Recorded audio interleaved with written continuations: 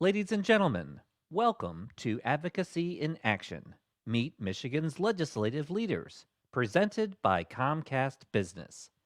Please welcome Vice President of Government Relations at the Detroit Regional Chamber, Brad Williams. Good afternoon.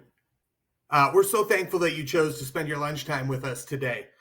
This program is part of the Chamber's Advocacy in Action series, which is sponsored by Comcast Business. And we're so thankful for the sponsors who support the mission of the Chamber and the work we do to grow your business. One of those things we do is keeping you informed of the ins and outs of Lansing. And our moderator today, Zach Gorchow, is the executive editor and publisher of Gongwer News Service, which is a subscription-only capital news service.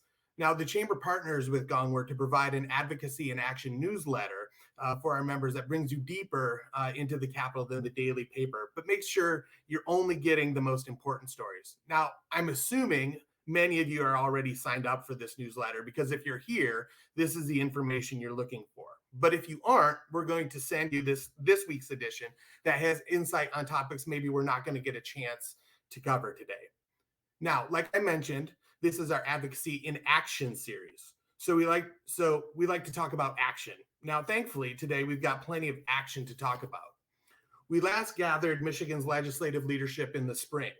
Now, I've spent half my life working in the state capitol, and if you had told me last spring that we'd be sitting here today, just on the cusp of February, talking about a $7 billion investment from GM because of quick bipartisan action, well, I don't think I would have been the only skeptic. Our view at the Chamber is that this is critical. It's critical that this is the beginning and not just the end of the action.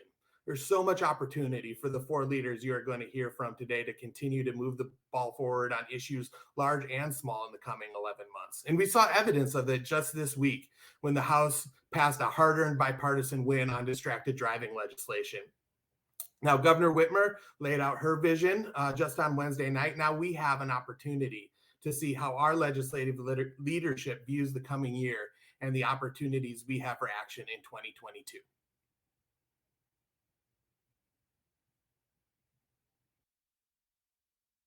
Please welcome Senior Director of Marketing and Business Development at Comcast Business, Pamela Dover.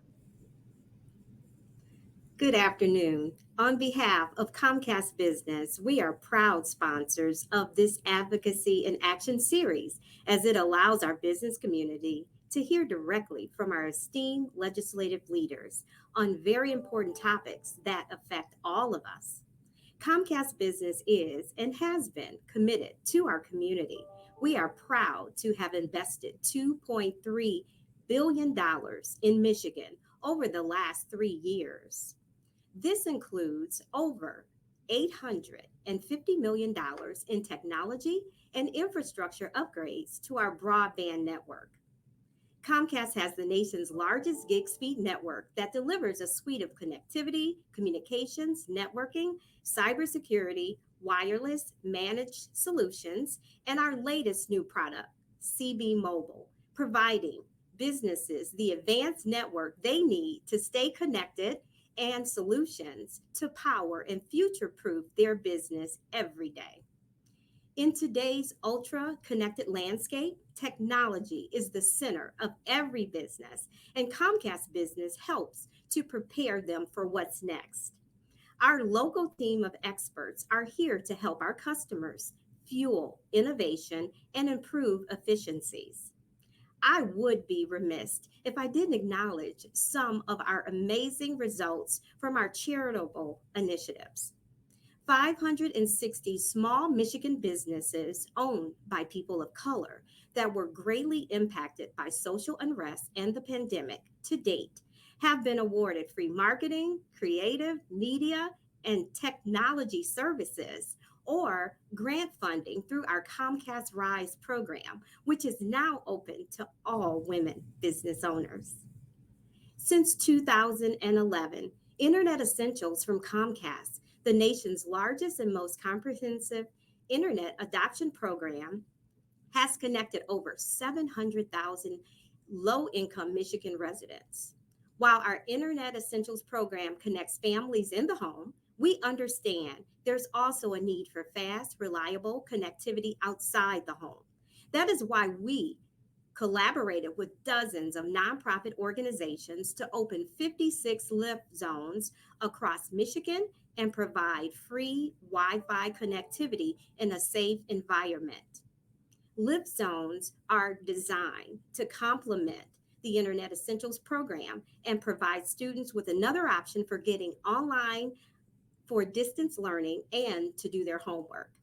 Thank you all for being here, and special thanks to the Chamber Management and our esteemed legislators for participating in this afternoon's discussion.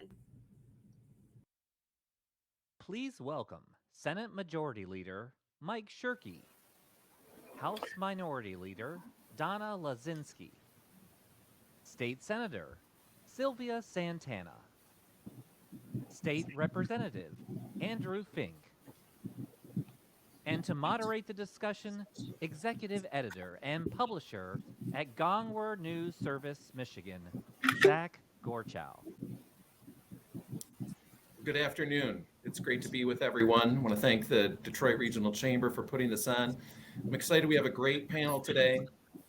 Some of the top legislators in our legislature. We had a big week in Lansing this week with it being State of the State week. So let's get right to it. I think it was pretty clear the biggest element of the governor's speech was tax cuts proposals. There were several. And I want to go right to Senate Majority Leader Shirkey with this one first. You were here when the legislature decided to apply the income tax to retirement income in 2011. What do you think of this proposal? You have defended that decision and resisted ideas of repealing it. What do you think of the governor's proposal to repeal the tax on public sector pensions and restore exemptions for private sector-based retirement income? Hey, Zach, thank you. And thank you also to the Chamber for hosting this once again. It was about a year ago when we did this, and I'm glad to be back. My position hasn't changed one iota. I'm all in for tax reductions across the board, especially if they're fair. And the move we made back in 2011 to make taxes on pensions fair still stands today. I would not support the repeal of that. However, I'd be happy to support a broad-based for all pensioners tax relief if that's on the table. We have a lot of tax reduction ideas that have already been prosecuted through committees and are on the respective floors. And I suspect we'll have a number of ideas and proposals that we vote on and send to the governor here soon. And we'll find out exactly how important these tax cuts would be for her. So I want to ask Senator Santana and Representative Lazinski on this. I know the Democrats seem very excited about the governor's proposals, both on retirement income taxation and bringing the earned income tax credit back to the 20% level where it originally stood. But does Senator Shirkey have a point that that's all well and good, but there needs to be more broad-based tax relief, since those changes affect pockets of the state, not all taxpayers? Senator, why don't you start first? Yeah, thank you, Zach, for asking that question. I think it's very timely. I think when you look at where we are today, we weren't here not too long ago. I think this pandemic has created a windfall when it comes to appropriations and dollars in our state. However, I believe that, with the pension tax that we saw back in 2011, it cost us a congressional seat in Congress because of our population change. People moved out of the state because they did not want their pensions taxed. So moving forward, I think that we do have an opportunity to make sure that we can actually support our people on a local level when it comes to the EITC credits. We haven't seen where that credit has been established for a long time, and I think it's an opportunity to help support people at the people directly. We don't know where we're going to be in the next few years, so I don't think that a brush of a tax decrease is ideal. Definitely considering the fact that we've seen in the past where we did not have a budget surplus, and we may not have it in the future. So we have to be mindful of how we're moving forward. Definitely, I think one-time incentives for people and investing in people is where we should spend our dollars. What about that, Representative Lisinski? Is there wisdom in some type of either cutting the income tax rate or boosting the personal exemption or something like that, that all taxpayers would feel instead of or in addition to the changes the governor's proposed? So thank you. I appreciate the question. I appreciate being here today. And again, it's been about a year since we've had conversations, and we're in a very different place. Representing the leadership of House Democrats, we are very focused with the surplus dollars we have in sustainable revenue and the dollars we have from our federal partners, and focusing on long-term investments in Michigan that spur the economy. And so we're really targeting proven tax breaks that return money to the economy and create growth in our state. There's a couple key places. Senator Santana covered the pension tax, and how that had a negative impact, not just on the residents of our state, but also on our ability and our political power at our nation's capital. But also, when we look at the EITC, the Earned Income Tax Credit, it's been about 40 years since that was introduced under Republican leadership at the federal level. And it has one of the strongest track records of actually creating economic growth, moving folks up and out of poverty, impacting generational poverty. But really importantly, to the situation that we're facing here in Michigan, it grows our workforce. It increases the number of folks who are available to be hired, and it encourages a return to the workforce by helping folks cover some of the challenges like virtual learning, childcare, transportation, for them to be able to show up consistently and be strong employees that our small businesses and large alike need. So I'm a huge supporter of the EITC. I'm a big supporter of targeted taxes and tax reductions that actually grow our economy and invest in the future. I want to ask Representative Fink where House Republicans are at on developing their proposal. The chair of the House Appropriations Committee, Representative Albert, said this week he's wanting to get to work on this. It looks like the speaker is deferring to other members to develop something. Of course, the Senate did move a very substantial tax cut package. I'm going to ask Senator Shirkey about in a minute. But where do House Republicans stand? What do you think is essential to have in a package like this? Well, Zach, the sense I have from my caucus is that you could call some of these proposals from Governor Whitmer targeted if you want. The terminology I would use is more like they're the bare minimum. I don't think we can blame losing a congressional seat on the pension tax when we've been losing congressional seats ever since after 1980. I don't think that we can think that our loss in population is solely seniors when we have the second highest native-born population of any state. We lost depending on which study you look at, the 6th or the 10th most people last year of any state to other states. And last year, I'm sure you saw this headline, we had more deaths than births, I think, for the first time in recorded history in Michigan. Our demographic catastrophe is much bigger than simply a pension tax. So tax relief for seniors, I mean, working seniors should get tax relief. Working families should get tax relief. The entire economy that we have in Michigan is limited compared with the states that are growing, that have better tax environments than we have. So I don't think a relatively minor adjustment like the pension tax is just enough. We have to do much more than that if we're going to become competitive in the 21st century economy that we're currently just falling farther and farther behind other states in. Do you think that means like a cut to the income tax rate now at 4.25% is what your caucus is going to be looking at, or something else? I mean, obviously, yes. I think that's something that many members of my caucus would be supportive of. I can't speak for every single member. We have 55 today and should be back to 58 soon. So I can't speak for everyone, but I think that looking at income tax and further property tax relief, including the personal property tax relief that we've been working on in the House, I think those are more attractive options. Maybe in conjunction with, I'm not saying that there wouldn't be any support for looking at the pension tax issue or the earned income tax credit, which at least has the benefit of affecting people who are working now and raising families who will be the backbone of the economy in the future. But yeah, I do think that my caucus has an appetite for a more aggressive approach than what Governor Whitmer laid out the other day.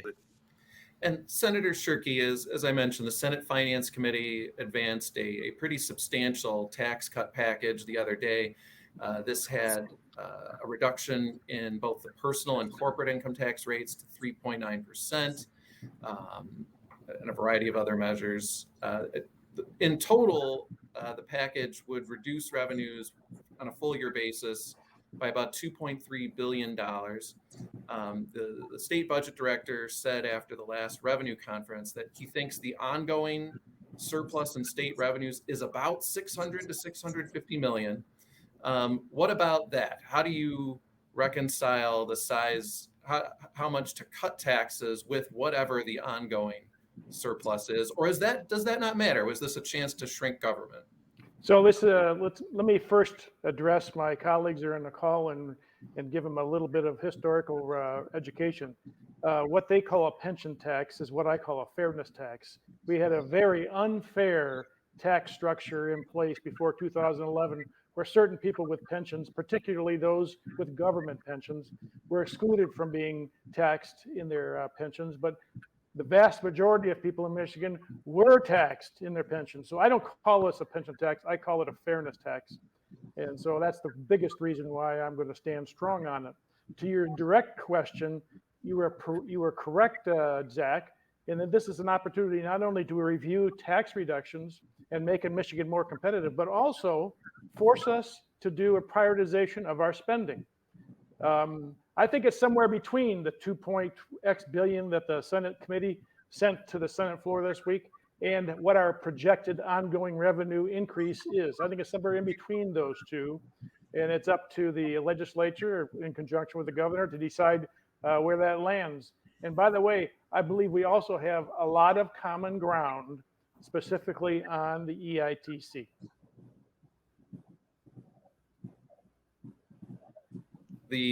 One of the Senate committees that toward the end of the year was even looking, I believe, at a 30% EITC. Could you speak to that, Senator? Is that something that it appears is going to have a lot of bipartisan support to bring that up from 6%? The only thing I'll say, Zach, is that I think EITC in general will have a lot of bipartisan support, but what the final number will be, I don't know. We cannot have too many tax reduction, improving Michigan's competitiveness ideas on the table. I think we're just now getting to the point where we're getting all those ideas aggregated and acclimated to the point where we can start talking about them. So I'm looking forward to it. And I'm glad the governor has signed on to and made it very public that she understands this is a very important thing for the people of Michigan to keep more money. They can spend it wiser than us in government can spend it, and how important it is to make sure Michigan's competitive. So, by the way, I can't let this go. I thought it was very innovative and exceedingly creative to blame the exodus of people to that crazy fairness tax. And I'll give a nod to the creativity of those who are using it, but I think it's absurd. Well, Senator Santana and Representative Lisinski, some good debate there. I do want to ask you about a provision in the Senate package that would reduce the corporate income tax rate to 3.9%. It's currently, of course, it's been 6% since it was created almost 11 years ago. Is cutting the corporate income tax rate, is that something that you think Democrats are open to, or is that a non-starter? Representative Lisinski, why don't you start with that one? Thank you. So I want to reflect on some of the really great things we've done for businesses just over the last several months. We cut small business taxes by, I believe it was $425 million just last fall for small businesses. We've made large investments in attracting business here and saw the first sign of that success with the $7 billion GM investment. I think what we need to look at and is have the conversation, as we've been having with business leaders across the state of Michigan, both small and large, as to what they really need. And when we look at investing in ourselves, we have to acknowledge that over the last decade and a half, we've disinvested in nearly every community across our state. We've seen our cities, towns, and municipalities really suffer when we haven't been able to make the revenue sharing payments that they need to be sustainable. And what we know and what we've heard loud and clear from businesses is that attractive places to live and work, attract talent, and our businesses desperately need talent in Michigan. We need to have a both and strategy around skilled trade labor as well as advanced degrees. What we know is the highest wage growth is in advanced degrees, jobs and talent that create the innovations of the future that are then manufactured and built. And so the discussion for me really isn't just around what should the corporate income tax rate be, but what do corporations, large and small businesses need in order to be viable here in Michigan? And let's work together on what that investment prospectus looks like. And as a small business owner, I need employees here. I need people from across the country wanting to live here in Michigan in order to grow. And so do many of the other businesses and corporations around the state.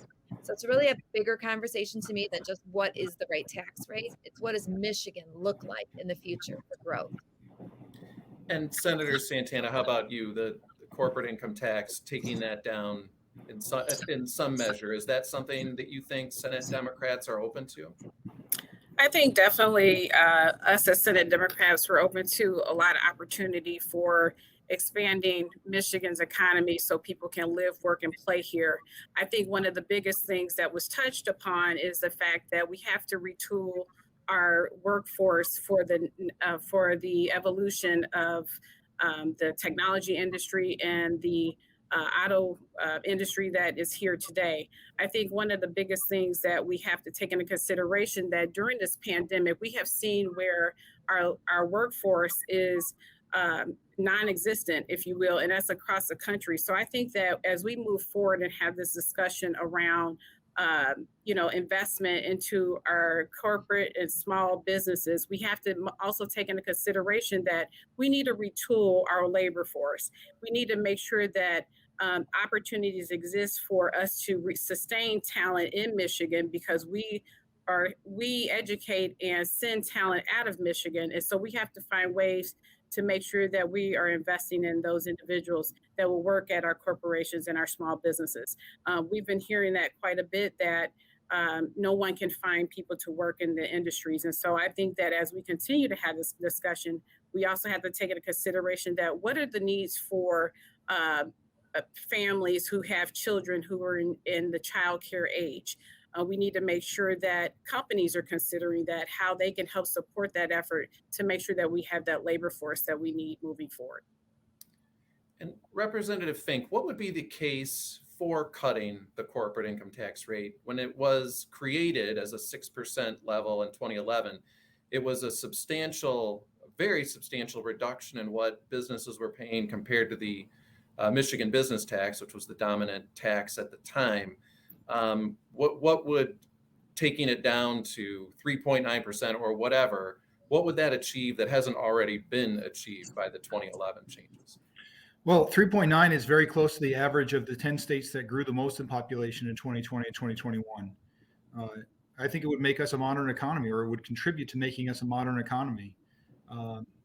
Michigan, obviously, Michigan's heyday as one of the fastest growing and most powerful economies in our country was now many decades ago, and we've got to be aggressive and innovative. And so, a 2.1% reduction in the corporate tax rate obviously sounds like a lot, but when you look at the states that are already having success and having growth, they are that aggressive and more. So, I think that's the answer. Is we don't really have the luxury to make minor adjustments to our economy when our state it is stagnant and has been for decades. I mean, we already talked about this population loss issue, but just to put the numbers to it, in 1980, our population in Michigan was like 9.2 million, and the country's population was about 225 million.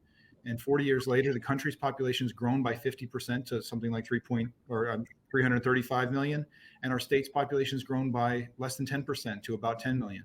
So compared to the rest of the country, we're 40% behind where we were in 1980. So a 33% corporate income tax break wouldn't even be kind of commensurate with the sort of loss that we're having in comparison with the rest of the country. Senator Shirkey, you of course voted for the corporate income tax to mostly replace the old Michigan business tax. Do you think 6% is now too high 11 years on from passage of that? The question that's missing in this entire conversation is, I believe, and I suspect there are others on this Zoom or this call also believe, that I don't think that decreasing taxes decreases revenue. I think the proof is in the pudding. It's just the opposite. Decrease taxes, become more competitive, have the discipline to be able to embrace that in the short term, always results in increased revenue because it all results in increased growth. And so we really have to test our mettle on how much we believe in that, and I believe it to my core. So anytime we have an opportunity to improve our competitiveness, then we should take advantage of it. And yes, it does on occasion require extreme discipline, but this is the time for which we can do that. I want to shift to auto insurance. There's been a lot of discussion about the big changes that were made in the 2019 law and how the impact has been since then. Representative Fink, I think about 13 of your fellow House Republicans are co-sponsoring a bill that would put in place a fee schedule for the catastrophic care clinics that have been loudly complaining about the impact of this 55% cap on what they can be reimbursed for care. But you were not one of those who co-sponsored the bill. Why not? And do you think that there is a need to revisit that aspect of the law, or is everything working well? In this case, I think, people in my party often fight over who the most conservative is.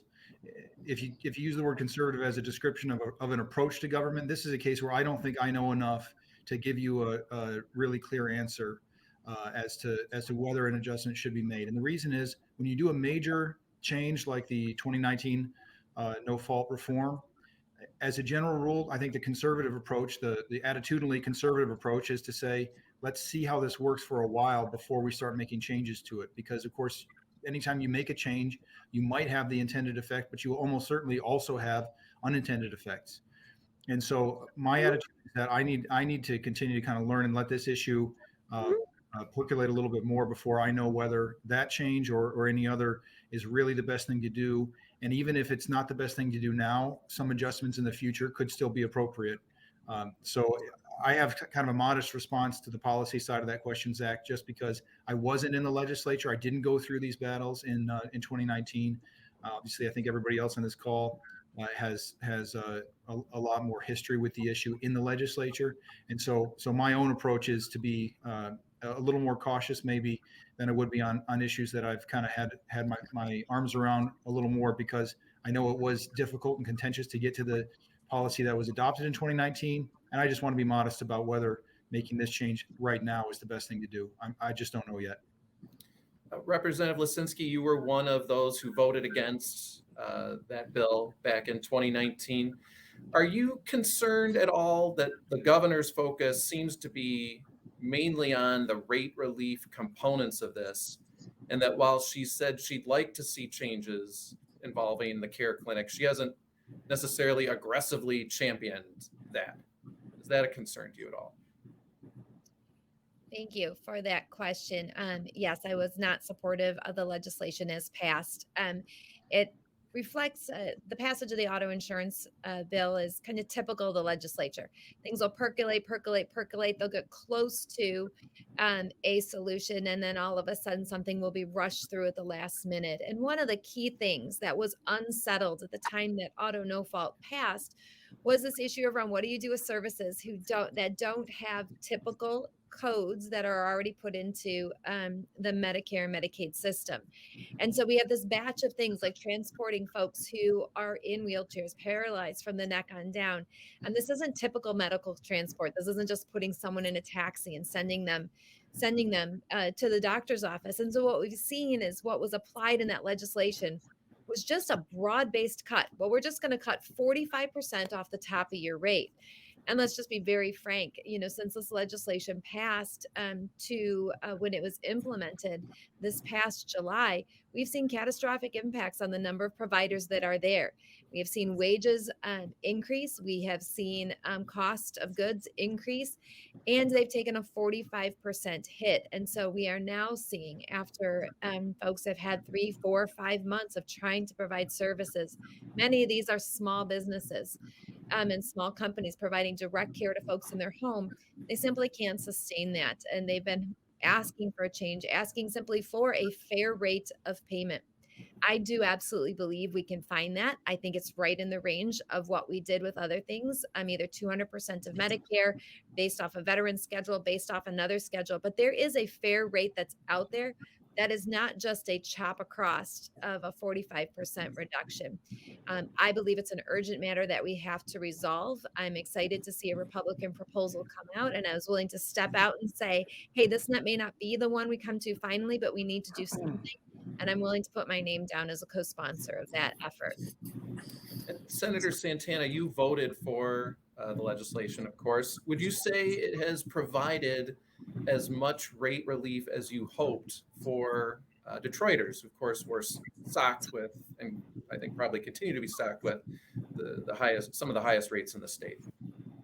Yes, thanks for that question. I will say this, Zach, when you have the top 5 poverty zip codes in the state of Michigan, individuals who are single moms who are just trying to survive, we mandate that they have auto insurance on their vehicles. And so when we have the highest rates in the nation, definitely the change was inevitable to the auto no fault reform. I do believe that, in my constituency tell me all the time, yes, I thank you, Senator Santana, for going to fight for us and work hard to make sure that we did make some policy decisions that would help the people in our district and across the state of Michigan. I will say this, no policy is ever finalized, and definitely with the changes that we made with auto no fault reform, that was one of the things that we talked about was making this change, but also showing some grace and mercy if there is some necessary changes that we need to make along the way. And so we've tried to make amends with that by providing a fund with $25 million in the departments of DIFs to make sure that those individuals who did see a rate cut to their provider services, we made sure that those funds were available. And unfortunately, no one has taken the opportunity to actually utilize that fund. Secondly, I will say this, being someone who was a medical biller at one point, I understand that with the changes that we made, these were things that individuals had to readjust to who were providing these services. So we've also introduced legislation to make sure that they have an ombudsman within a department to help support those medical billing codes that they need to allocate for that. But I will say this, the constituents in Detroit, we do have those who are happy with the changes and have seen rate relief. And as mentioned before, through the Michigan Catastrophic Claim Fund, we're giving back dollars to our constituents with their auto insurance. So definitely change is inevitable, but that doesn't mean that there are some modifications along the way that we can make to make it better. Senator Shirkey, you've said for some time you want to see what the data looks like. Changes before this law actually is seen to have an effect would not be wise. I think now we're probably 7-8 months or so into the law taking effect on the fee schedule component for healthcare providers. Do you think a change is warranted now? Do you think that there's been enough problems seen with some of these brain injury clinics that they're struggling to continue to provide care, or at least that appears to be the case for many of them? Is it time to move on something yet? Isaac, first of all, I want to make a comment on whether the reforms are working. It's indisputable that they're working. We have 1 million more insured drivers today than we had before the reform. Nobody can categorize that anything but a success. There's a history and a reason why at the last minute we had to take a rough cut at establishing a fee schedules because there were those who for the previous 30 years were fighting reform and up to the last minute wouldn't participate. So we made a decision. The Senate, the last 3 years, and this is our 4th year, we've made it a priority to do oversight. I believe it's one of the number one jobs of the legislature is to not only pass laws, but responsibly and rigorously review those laws to whether or not they're working the way they were intended. This one is no different. But we've only got 7 months of data so far, and I've been tracking this to the granular level, involved in a number of situations where people have called instead of having this trouble or that trouble, whether they're providers or insured. And I've been impressed with how the insurance agencies have scrambled in every single case to remove the obstacles and provide clarity. And additionally, insurers on purpose in the law are provided a lot of latitude to negotiate rates when there may be some ambiguity. And then some providers are not taking advantage of that. And as Senator Santana mentioned, we set aside an emergency or overflow fund of $25 million to help address some of those instances where they may have been oversights or unintended consequences. And as of yet, nobody has tapped into them. I think there's a signal and a message there as well. So we've got 7 months of data. Now we'll start talking about establishing a process for how to evaluate the data. We should not be in a hurry to do this. And as long as the insured industry continues to respond as quickly as they have, and by the way, we've got a great partner in Director Fox and DIFS. I've been very impressed with how they've engaged, they've embraced it, they've wrapped their arms around it, and they're driving to make sure that everybody gets their, if they have a problem and then it's reported to them, they're responding quickly, and they've been superb partners in this process. So there will be a review. It's just, I'm not in any hurry to do it. And it'll be months before we both put together what the process is going to be and then collect more data. I'm anxious to see the refund of the MCCA overpayments coming out to all drivers and for all vehicles this spring. And I think that'll be another testament to the success of the changes that we made. So I'm going to put this question to all 4 of you, and if you could answer it relatively quickly. Senator Strickey, why don't we stay with you, and then we'll move forward from there. Do you think the governor discussed the coronavirus pandemic too little or just the right amount in her speech Wednesday? I think it was pretty much absent. I don't think she wants to revisit many of the mistakes that were made from the beginning. So it is noticeable to me and not a surprise to me. Representative Lisinski, did you think that the COVID-19 subject got enough discussion on Wednesday? So I was really glad to see that the governor opened her speech with an acknowledgement of what we've been through in the past year and the past couple of years. I think what we're all focused on now is the what's next. We know we have to prioritize keeping kids in school every day. That necessarily implies we have to up our testing, get test to stay programs for kids, get those federal dollars home from DC that have been there for over 14 months for us to do the programming and do the work we need to do to have employees go to work safe, come home safe, teachers and students go to school healthy and come home healthy. I think all of the goals implied and were stated directly that we can't get there unless we deal with the pandemic and what is becoming endemic. It's going to be an ongoing challenge. The governor began her speech there, and all of our goals are in that context of moving forward and through this pandemic. Senator Santana, how about you? Do you think that the pandemic was featured sufficiently in the governor's speech? I think definitely the governor did touch on some key points. And I believe that, through collaboration across the state, that we can continue to make sure that we keep people safe and healthy in Michigan. And I think that's one of the key things that we have to continue to remember. Even with our economy evolving and going through this pandemic, we have seen where opportunity exists for us to continue to move forward as a state. And I think she touched on it very well. Representative Fink, lastly with you, would you say that the governor, discussed the pandemic sufficiently during her speech? Zach, in terms of the number of references or amount of time spent on it, I think somebody counted it up and told me that this year she mentioned COVID-19 expressly 4 times, and last year she mentioned it 25 times. I don't know if that means she didn't talk about it enough, but I don't think that she acknowledged the role that her administration played in exacerbating some of the stresses put on our people and on our economy, apparently due to COVID-19. So when we're talking about opening up schools, she sent students home. When we're talking about small business relief, throughout the last year, she's repeatedly vetoed attempts by the legislature to institute small business relief. So I think that some of the topics that she brought up were the right things to address now, but I also thought they were the right things to address a year ago. And there was no acknowledgement that there might have been some mistakes made along the way.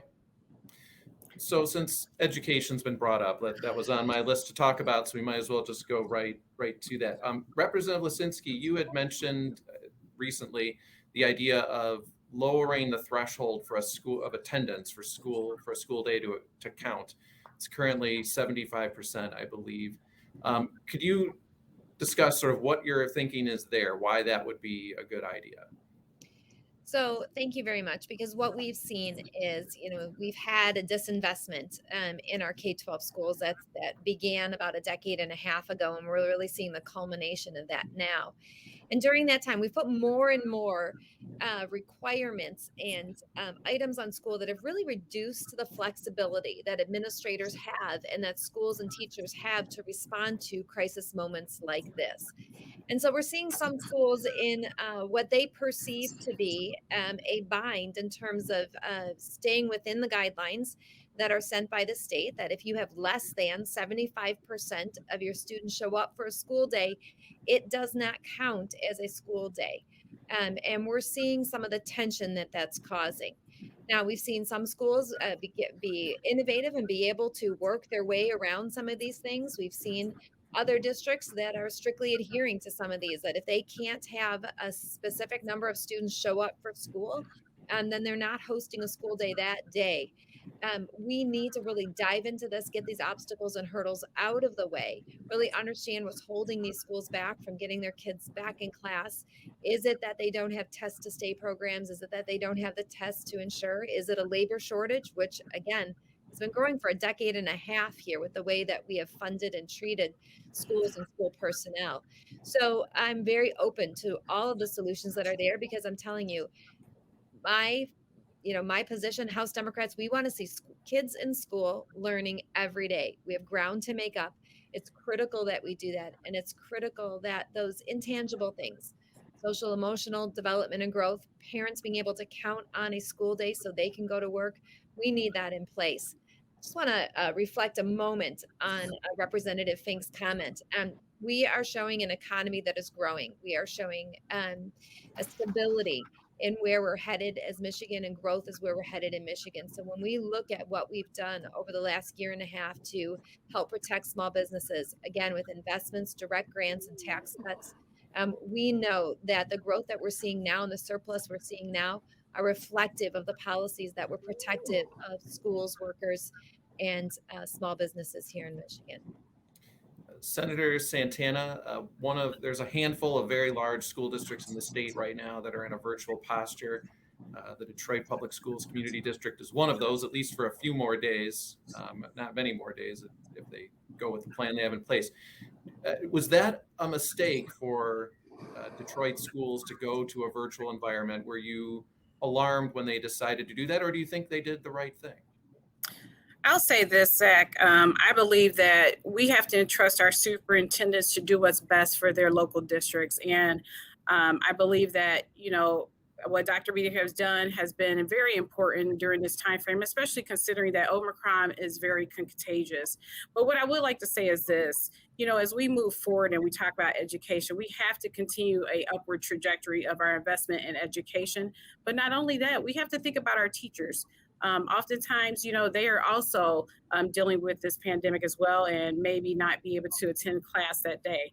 So I think when you think about the flexibility aspect of it, we have to have everyone at the table, not only the superintendents, the teachers in the classroom, the parents, but also the legislature to make sound decisions. But I will say this, I think that that flexibility is necessary, and I'm glad that Dr. Beatty was able to make the decision that was best for Detroit Public Schools. to both Senator Shirkey and Representative Fink. The governor, in her speech, said children should be in school for in-person learning. The next day, she was in Flint and met with the Flint superintendent. But it's clear her strategy seems to be using more of a bully pulpit strategy, communicate, encourage. She does not appear interested in some sort of a state mandate to basically take away the virtual option.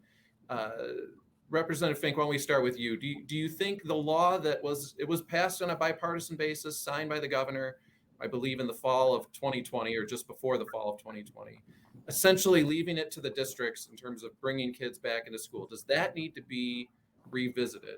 Does there need to be a stronger hand from the state in this direction? It's a conversation I would be open to having. As a general rule, you'd prefer to let local school districts controlled by school boards elected by the families in those areas make most of the educational decisions that are important to that area. But as the data mounts that extended virtual learning is extremely destructive to both the mental health and educational achievement of the students in those classrooms, I do think that it could be time for the legislature and the governor to take action to make sure that all the students in our state, regardless of what school district they're in, are getting the best opportunities that we can provide. So, whether there's a settlement to be made there, I agree with you. It doesn't seem likely that Governor Whitmer wants to move in that direction. Not that I've talked to her about it, but that is a conversation that I think is getting a little more pressing every day. Senator Shirkey, how about you? Does the strategy of late summer 2020 need to be revisited? Would you like to see something stronger there? Absolutely not. It needed to be left up to the locals, both health department and the schools, to make that decision. And I think you're asking the wrong people the question about whether or not they're happy about the schools being closed in Detroit or in Flint or in Ann Arbor. I think if you ask the parents, the answer would be a resounding no. 95% or more of the school districts across the state have been working their you-know-what's off, trying to stay open, having kids' butts in seats.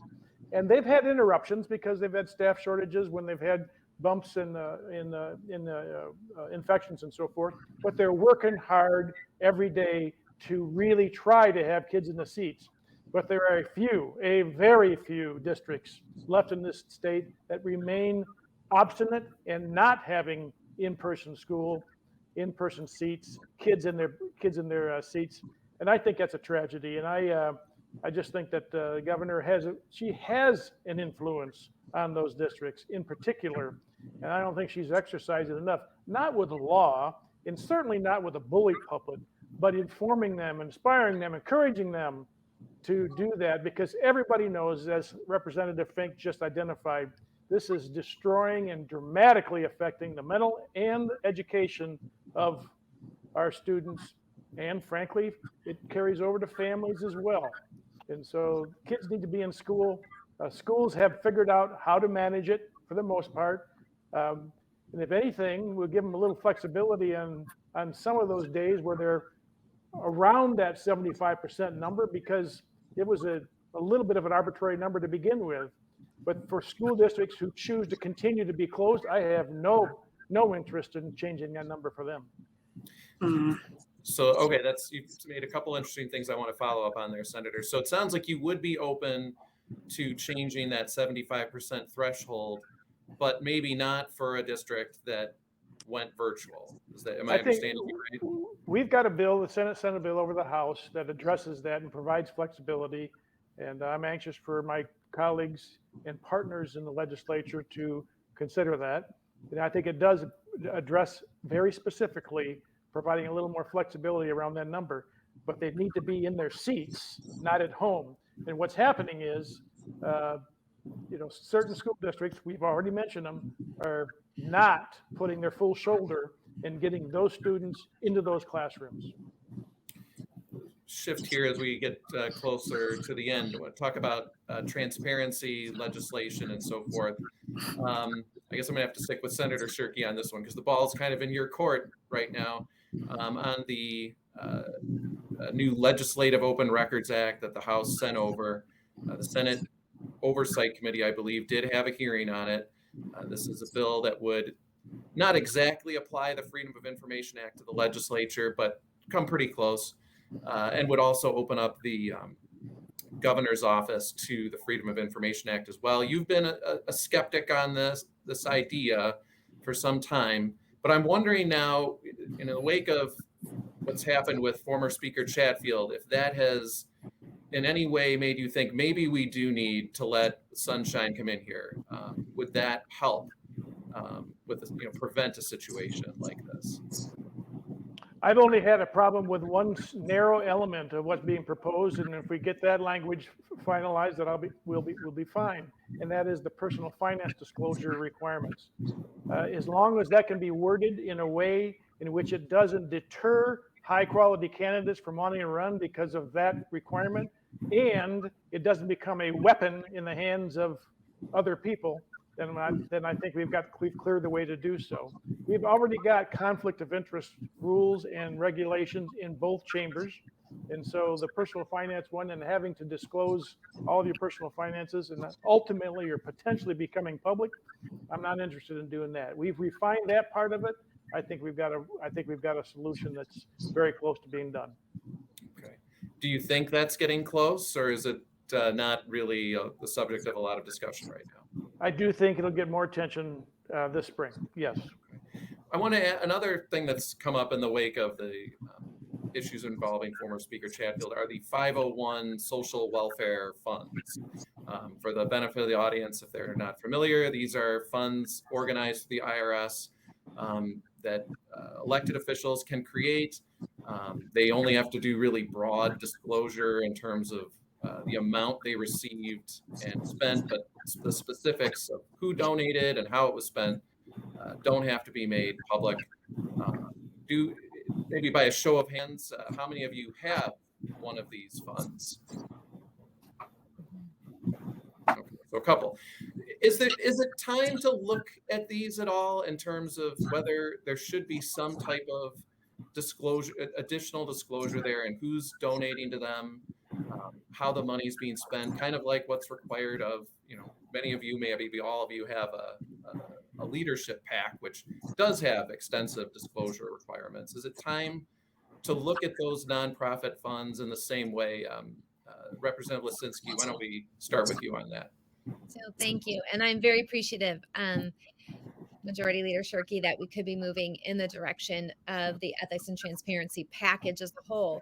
That's the very first bill that I personally was able to pass out of the House chamber unanimously in my freshman term. And to get a unanimous vote on one of your bills as a freshman is a really exhilarating feeling on something that's really important. Another piece of that package I want to highlight, though, is part of that package is a congressional style ethics committee.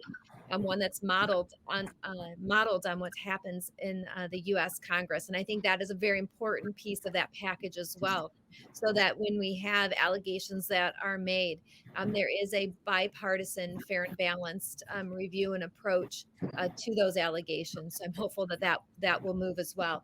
That is something I want to point out, that as Senator Shirkey said, there are things we can do within House rules, and that's one of those that we could implement now if there was the will on the majority side to put in place right now.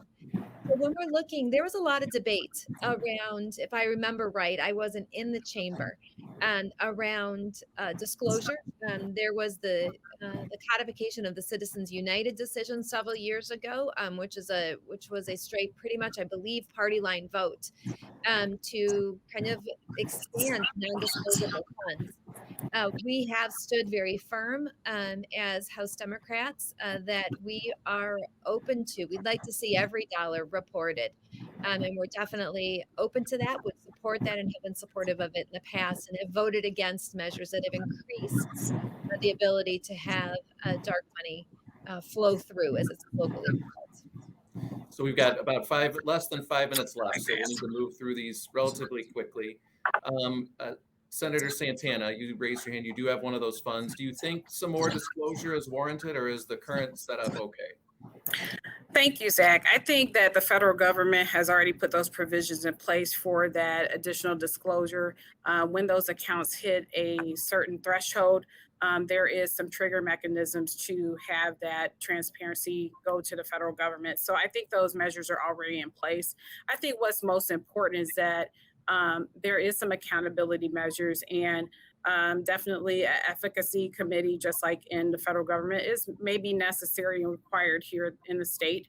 When you look at transparency overall, Michigan is at the bottom. And I do think there's opportunity for us to actually increase that transparency in our state as well. There has been several inceptions of legislation that have been introduced in the House and the Senate over many years regarding finances and FOIA-ing records. But I think most importantly, if we're putting those measures in place, to also make sure that we're taking into consideration that that transparency is there, but also that it does not hinder the lawmakers from actually having the ability to do their job effectively. So I think that we have a long road ahead, but I think Michigan definitely has an opportunity to do better. Senator Shirkey, you have a pretty substantial nonprofit fund. What about this? Do you any reason, you've been an observer of the town for quite some time? Do you think there's a need, or it may be better put, is there a problem with elected officials using these nonprofits, or is one potential problem not worth throwing out the whole idea? Citizens United established and protected free speech for those who want to contribute. That's not the problem. The problem is we got to be responsible, respectful, and reasonable about how things are spent. And that's the end of the other end of the yardstick that, and it already has clear review. So I don't think we need to revisit it at all, but people need to be responsible about how they spend their money. And I think we're getting close to the end here. So Representative Fink, maybe we'll close it up here with you. Nonprofits, you're relatively new to the Capitol. So you don't have one at this time. You are looking at running for House Republican leaders. So that, tends to be leadership people who form these. Would it be something you'd be interested in forming? And is there a need for any changes in the way they're regulated? Honestly, I haven't thought about whether forming a 501 would ever make sense. It seems like there's a lot of them out there already, so it really hasn't crossed my mind to worry about that. And then there's also 527 accounts that supplement your office expense accounts, and I do have one of those, and I think most legislators find it effective to start one of those. I guess I think that I'm glad to hear the endorsements of the Ethics Committee bill, not only because it's my bill, but because it would give us a bit more of a formal way to handle these issues, which obviously the breach of trust that we've seen recently is just one example, maybe the most severe recently, but it's not the only one. And so having a routine way of having the legislature police itself here, knowing that it's responsible to the people, I think would be a good move. All right. Well, I think we've used up our allotted time. I definitely want to thank the panel for taking time out of their Friday to join us, and thank the Detroit Regional Chamber for sponsoring this event. Thank you, Zach. Thanks. Thank you. Thank you.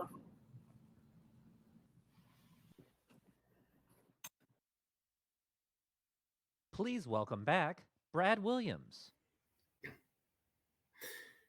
Zach, and to our legislative leaders, thank you all so much for such an informative program, such a great panel today.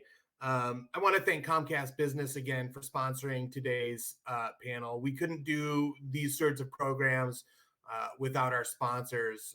For those of you who are still tuned in, I want to remind you the Advocacy in Action series is actually going to come back in person in May at Mint in Southfield. We're going to have our 3 regional county executives, Dave Coulter, Warren Evans, and Mark Hackle, together at Mint in Southfield on May 11th. So look for information on that and all of our other chamber events on DetroitChamber.com. We really appreciate you spending our lunch hour with us, and we hope you have a fantastic weekend.